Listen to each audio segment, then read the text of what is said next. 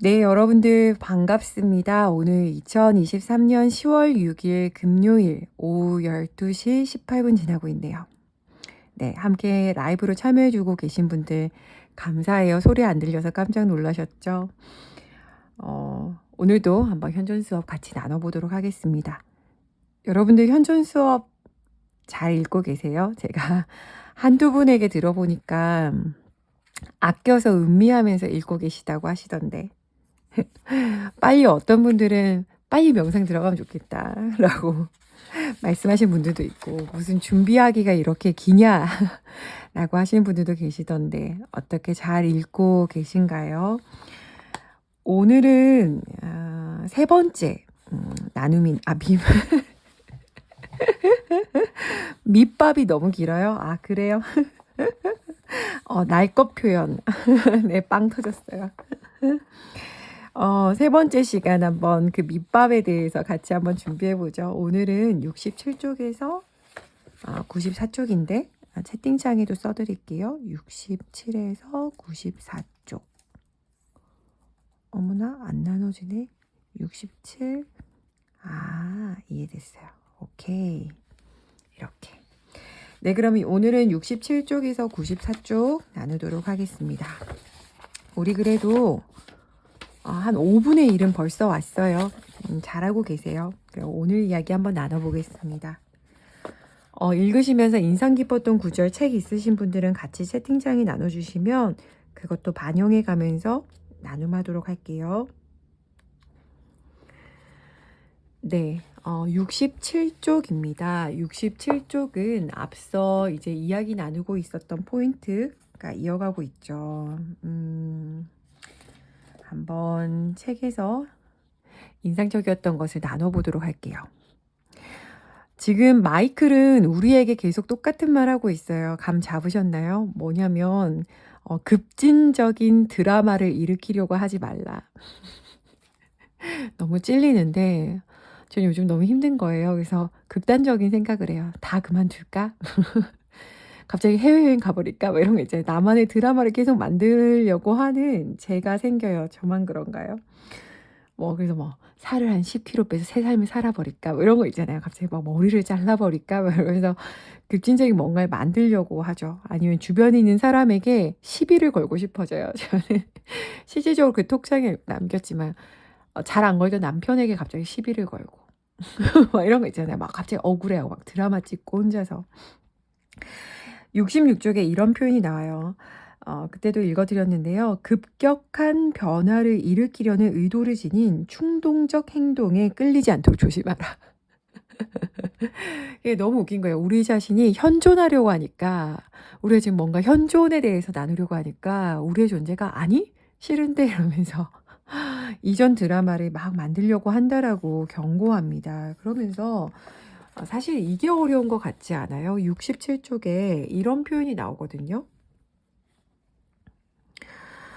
현존 수업을 해 나가는 동안 강물을 거슬러 올라가지 말라. 그러니까 여기 넷째 줄에 이런 표현이 나와요. 만약 자신의 외양, 행태 혹은 삶의 환경을 크게 바꾸라는 통찰적 메시지를 받고 있다고 느껴진다면 행동하기 전에 우선 그러한 통찰들과 이 표현 흥미로워요. 단지 함께 하기로 해보라. 무언가를 하고자 하는 이 충동이 숨을 쉬도록 놔둬보라. 그러니까 우리 안에 올라오는 충동들과 그냥 함께 하기로 숨을 쉬도록 놔둬보자라고 이야기하고 있어요. 그러다 보면 그것이 적절한 응답인지 아니면은 내가 지금 마주한 상황에서 내가 반응적인 반사 행위인지 알 수 있다라고 해요.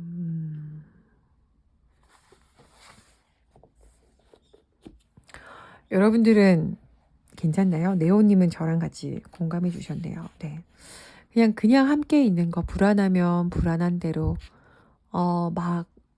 지금 하는 일상에서 변화를 일으키고 싶으면 그냥 그대로 그 상태에서 그 충동 자체가 숨을 쉬도록 놔둬보자라고 권유합니다. 그러면서 68쪽에 드디어 마이클이 우리에게 가이드를 줘요. 우리 뭐 할 거냐면 이렇게 얘기하죠. 68쪽에 5째 줄입니다.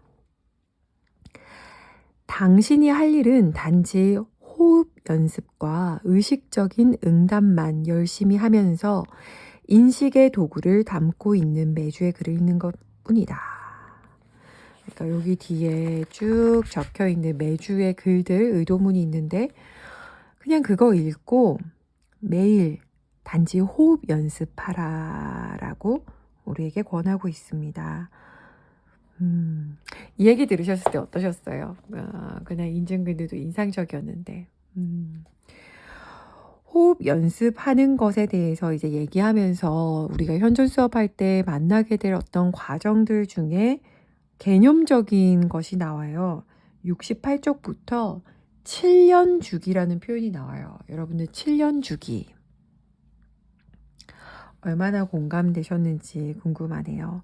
전 사실 인지학에서 7년 주기로 인간학을 다루는 것을 읽은 적이 있어서 굉장히 인상적이었어요. 유사한 흐름을 가지고 있구나.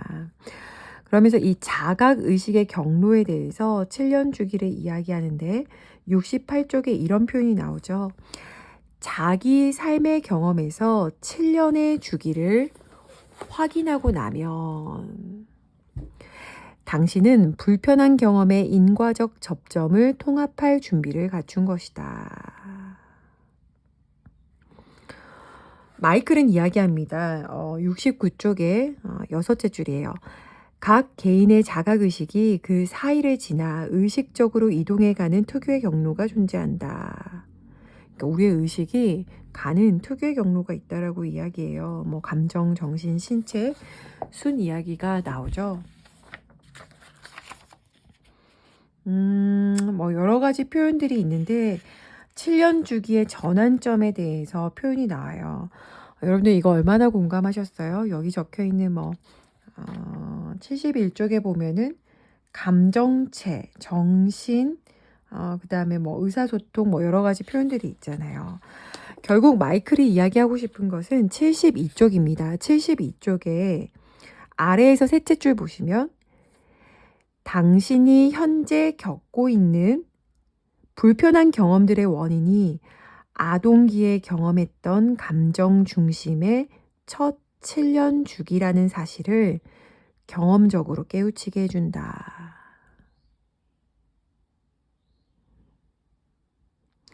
여러분들은 지금 겪고 있는 불편한 경험 어떤 게 있어요? 삶에서 계속 반복되고 또 오네. 난 여기서 벗어날 수 없는 걸까? 라고 하는 어떤 불편한 경험들. 그것에 마이클은 이렇게 얘기해요. 아동기에 경험했던 감정 중심의 첫 7년 주기다. 그러니까 첫 7년 주기가 감정 중심이기 때문에 우리가 결국은 감정, 누적된 외면했던 감정의 통합이 우리로 하여금 어떤 성숙의 길을 인도해 준다라고 이야기해요. 그거에 대해서 감정적 각인이라고 73쪽에 나오죠. 이 문장에 대해서 듣는 여러분들은 어떤 생각이 드시는지 궁금하네요. 지금 또 들어오신 분들 환영합니다. 73쪽에 이런 표현이 나와요. 현존 수업이 주는 심오한 통찰은 당신이 첫 7년 주기를 지난 이래로 감정적으로 새로운 일은 전혀 일어나지 않았다는 사실이다. 저는 이 표현 읽으면서 그냥 계속 생각하게 됐던 것 같아요. 사실 잘 기억나지 않은데 제가 만약에 7살 이전에 감정 경험을 다 했다면 나는 그때 주로 느꼈던 감정이 뭘까? 나는 어떤 감정을 보았을까? 혹은 느꼈을까? 이런 생각들을 했었어요. 그거에 대해서 감정적 각인이라고 마이클은 이야기합니다. 74쪽에 왜 그래서 그 감정들을 통합해야 하는가에 대해서 마이클이 이렇게 이야기해요. 74쪽의 아래에서 8번째 줄입니다. 아동기의 불편한 경험이 당신의 감정체에 미친 에너지 충격을 통합해야만 현순간에 자각에 들 수 있는 것이다. 결국 우리가 말 그대로 지금 이 순간 현존하면서 살아가려면 우리의 통합되지 않은 감정과 통합되어야 하고 그 누적된 감정은 여기 이론에 따르면 7년 주기 7살 이전에 있었던 것이다. 그것을 통합하는 것이 75쪽에 보면 곧 원래 우리가 태어났을 때 아이처럼 순진무구했던 그때 모습, 내가 원래 있었던 내적 감각을 회복하는데 필요한 경험이 된다. 그러면 우리는 완전히 새로운 삶을 살아가게 된다라고 이야기해요. 이거 좀 핵심인 것 같아서 방점을 찍어 드리고 싶어요. 75쪽의 아래에서 넷째 줄입니다. 읽어 드릴게요. 이때 당신이 탐사해야 할 것은 물리적 환경이나 그에 대해 당신이 스스로에게 들려주는 반복적인 스토리가 아니다. 당신이 탐사할 것은 삶 속에서 어떤 경험이 반복해서 일어날 때 느껴지는 당신의 기분이다. 삶 속에서 반복되는 어떤 경험, 그 경험이 일어날 때 느껴지는 우리의 기분. 이 표현 듣고 어떤 것 떠오르셨나요? 저는 떠올랐던 그때 공유했잖아요. 좌절감. 그리고 쫓기는 듯한 느낌. 그리고 누르는 느낌. 이런 것들. 여러분들은 어떤 느낌들이 떠오르셨나요? 현존 수업에 대해서 포인트를 마이클은 이렇게 이야기합니다. 76쪽 아래에서 둘째 줄이에요. 현존 수업은 지금 이미 진행 중인 경험 이외에 다른 경험을 만들어내려는 것이 아니다. 당신의 의도는 지금 여기 이것을 온전히 품어 안는 것이다. 잠시 제안 드리고 싶어요. 여러분들 계신 곳에 다 귀로 제 목소리 듣고 계시죠? 잠시 숨 쉬어볼래요? 좀 웃긴 표현인데. 잠시 숨 쉬시면서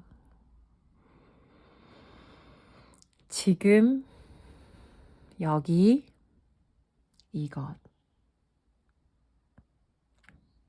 느껴보시길 바랍니다. 맡아지는 향기, 숨 쉬고 있는 내 몸, 그리고 내 앞의 삶. 거기로 계속 가게 돕는 것이 현존 수업이라고 이야기해요. 우리 함께 끝날 때까지 잘 해봐요. 80쪽에 이제 각인된 감정에 대해서 나오거든요. 이거 좀 많은 생각이 떠오르셨을 것 같은데. 80쪽입니다. 각인된 감정. 현존 수업에서 각인된 감정이란 말은 부모나 양육자의 통합되지 못한 감정 상태가 무의식 속에서 당신에게 전해진 것을 가리킨다. 당신은 7살쯤 되면 부모나 양육자로부터 감정의 바통을 이어받는다. 인간은 모두 부모에게서 이런 감정의 바통을 이어받으면서 인간 사회에 동참하게 되는데 이는 아동기에 피할 수 없는 결말이다. 저는 여기까지 읽었을 때 좀 슬펐거든요. 그냥 선택권 없이 되는 것 같아서. 근데 아래에 이렇게 말이 나와요. 마이클이 이야기합니다. 그러므로 각인은, 그러니까 우리에게 각인된 감정, 그 각인은 부모가 우리에게, 그러니까 당신에게 저지른 무엇이 아니라 당신이 부모 역할을 수행할 때 자식에게 가하는 무엇도 아니라 그것은 우리가 함께 들어서는 어떤 경험이다. 그러니까 그 누구의 잘못이 아니라 우리가 이 삶을 살아갈 때 함께하는 무언가다라고 이야기합니다.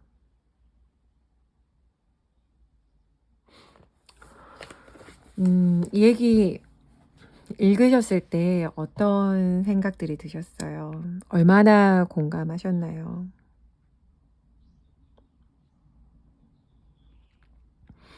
(81쪽에) 이런 표현이 나와요.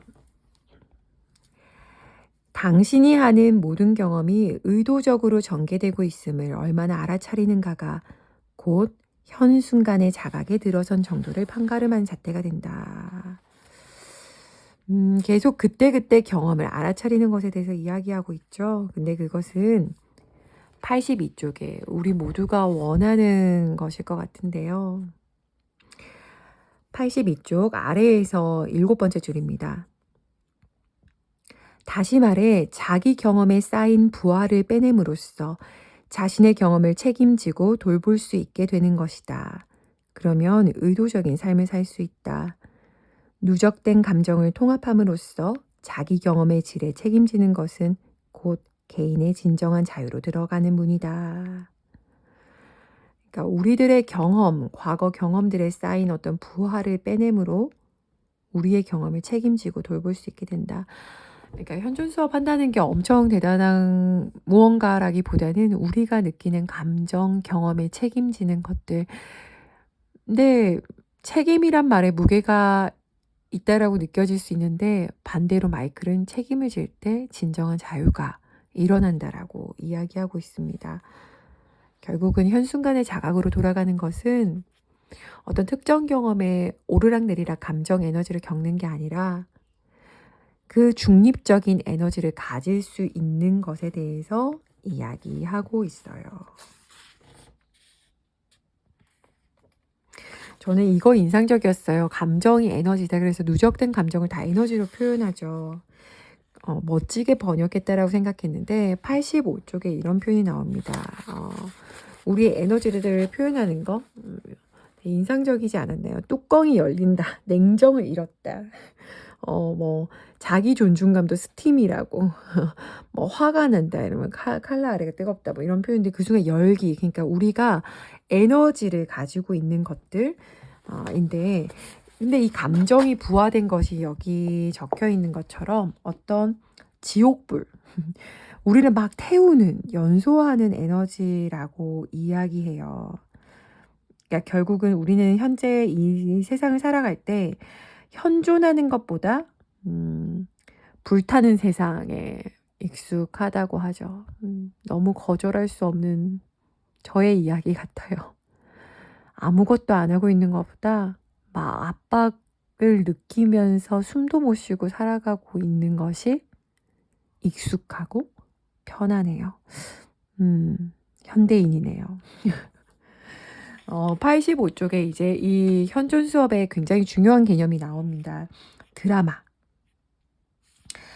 드라마는 반응적 투사예요. 그러니까 저 이거 좀 슬픈데 그래도 우리가 그렇게 살아가니까 드라마라는 표현을 이제 마이클이 계속 써요. 근데 드라마는 누적된 감정의 산물인데 드라마란 반응적 투사로서 저 지금 85쪽 읽고 있습니다.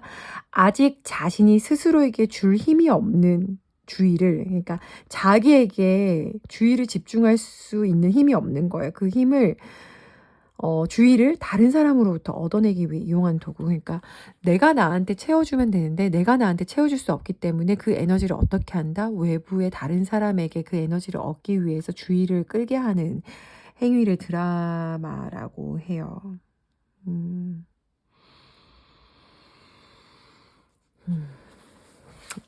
어떤 장면이 떠오르세요? 전 수많은 저의 드라마가 떠오르는데 아이들은 그냥 순수하게 드라마 없이 한대요. 근데 어느 순간 어른들이 요구하는 가식으로 대체한다라고 얘기하죠. 우리를 어떤 식으로 가두는 것에 대해서 마이클은 86쪽 아래에 지난 부분이 있죠. 이거 읽어드릴게요. 제가 채팅창에도 남겨드렸던 표현인데요. 읽어드리겠습니다. 이처럼 당신은 스스로 자신을 거부해 놓고는 자신을 대신하여 다른 사람들이 당신을 인정해 주기를 바란다. 그리고는 그들로부터 당신을 인정해 줄 만하다는 느낌을 얻어내기 위해 필사적으로 애쓴다. 관심과 인정에 대한 이 근본적인 욕구는 그런 누적된 감정, 우리 어린 시절에 있었던 그 감정에 그걸로 인해 생긴 불편감과 열기, 그 에너지를 누그러뜨리고자 하는 욕구가 타인으로부터 관심받고 인정이래요. 저 밖에 있는 누군가가 우리 자신, 당신을 대신하여 이러한 불편감을 덜어주고 제거해 줄 수 있을 거라는 이 잘못된 믿음으로부터 온갖 투사된 드라마가 생겨난다.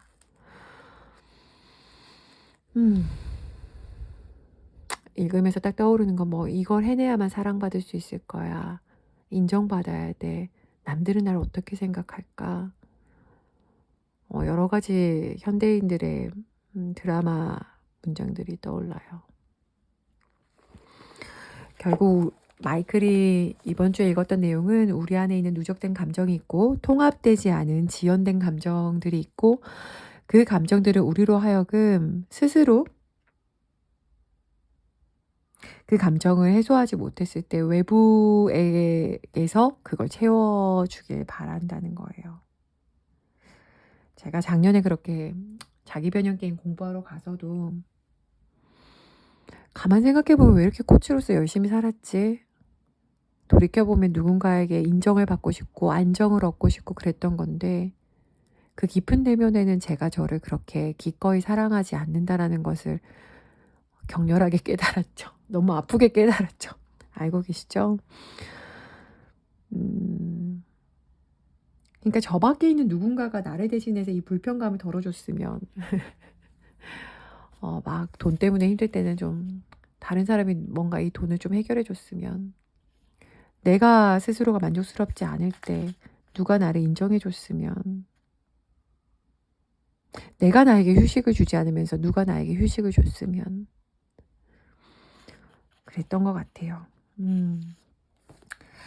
지금 림님이 오늘도 어떤 일에 대해 드라마를 만들고 싶은 마음을 봅니다. 그렇군요. 림님 깨달으셨군요. 스스로 주의를 기울이는 연습을 해봐야겠어요.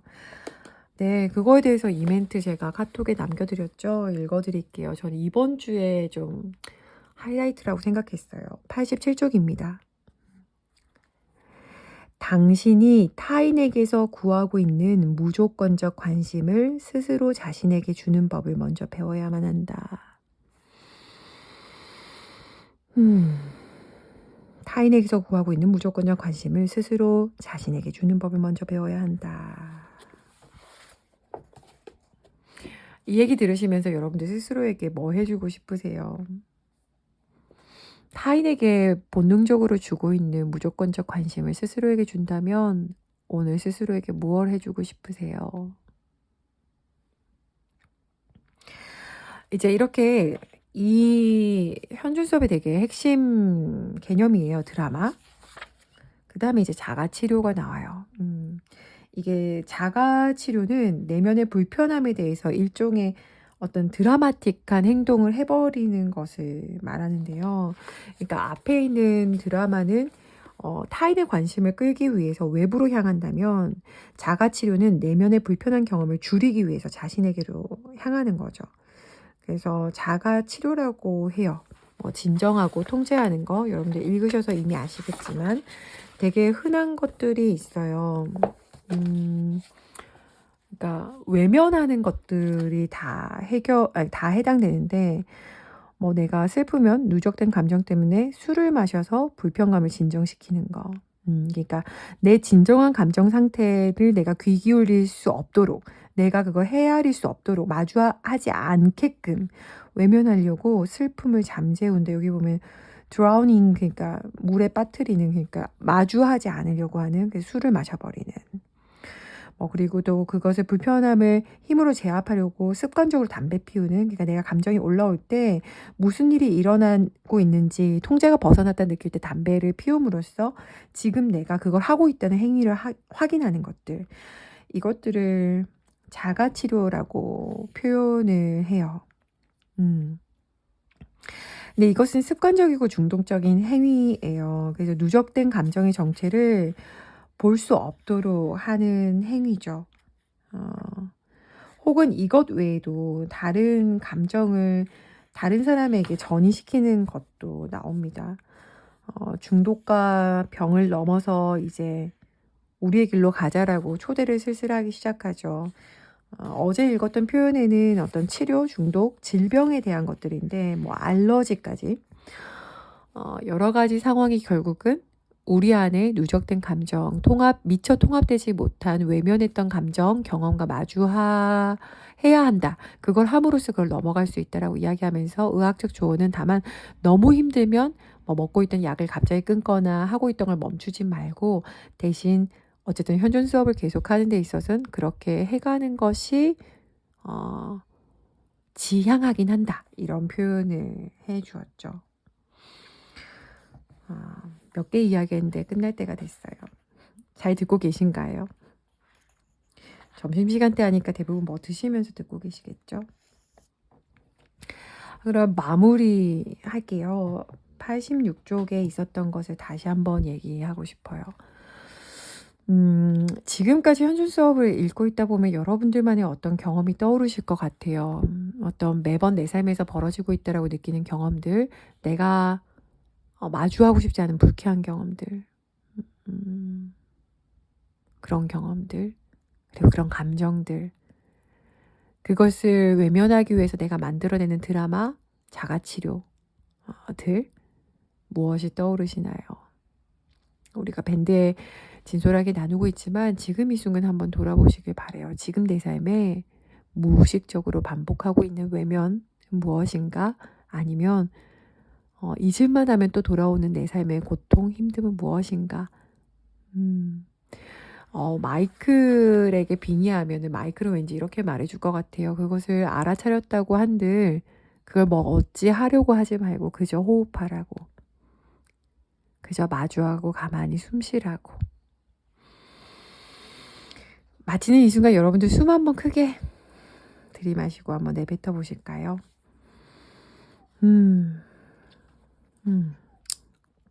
네. 라인님, 따신님, 상민님, 님님, 일모님, 소영님, 햄키님, 네오님. 네.